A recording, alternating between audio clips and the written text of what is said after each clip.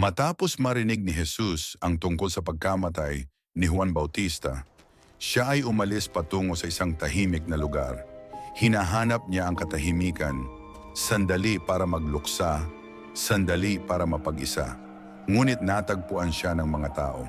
Mula sa iba't ibang bayan, naglakad sila ng malayo, dala ang mga may sakit, ang mahihina at ang mga nangangailangan. At nang makita sila ni Jesus, hindi niya sila tinanggihan. Nahabag siya sa kanila. Tinanggap niya sila. Pinagaling ang kanilang mga may sakit at itinuro ang tungkol sa kaharian ng Diyos. At humaba ang araw, higit sa inaasahan ng lahat. Habang papalubog ang araw, isang bagong problema ang lumitaw. Libo-libong tao ang naroon sa isang liblib na lugar, malayo sa mga bayan, at walang makakain. Lumapit ang mga alagad kay Jesus at sinabi, "Ito ay isang ilang na lugar at gabi na. Pauwiin mo na ang mga tao upang makabili sila ng pagkain."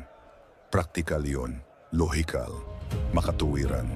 Ngunit sumagot si Jesus nang hindi nila inaasahan. "Kayo ang magbigay sa kanila ng makakain." Nagulat ang mga alagad. Nagtinginan sila. "Paano?" sabi nila. "Mayroon lamang tayong 5 tinapay at 2 isda." Sa dami ng tao parang wala iyon. Isang maliit na pagkain, kulang kahit para sa iilan. Ngunit iyon lang ang meron sila. Sinabi ni Jesus sa mga tao na umupo sa damuhan, hanay-hanay, grupo-grupo, nagkaroon ng kaayusan sa gitna ng kawalan. Pagkatapos kinuha niya ang tinapay at ang mga isda, tumingala siya sa langit, nagpasalamat at hinati niya ang tinapay. Ibinigay niya ito sa kanyang mga alagad at ipinamahagi nila sa mga tao, 1, 2, tuloy-tuloy. At sa kung paanong hindi maipaliwanag, hindi ito naubos. Habang namimigay sila, lalo itong dumarami. Ang kaunting hawak nila, naging sapat at higit pa. Kumain ang lahat, hindi lang tikim, hindi lang bahagi, kundi hanggang sila ay mabusog. Libo-libong tao ang nabusog, nawala ang gutom. At nang matapos, sinabi ni Jesus sa kanyang mga alagad na tipunin ang mga natira. Inikot nila ang buong lugar at napuno nila ang 12 basket. 12 basket mula sa 5 tinapay at 2 isda. Mas marami pa kaysa sa simula. Nakita ng mga tao ang nangyari.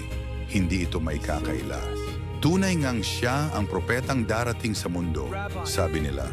Kumalat ang excitement. Ang mga bulungan ay naging plano.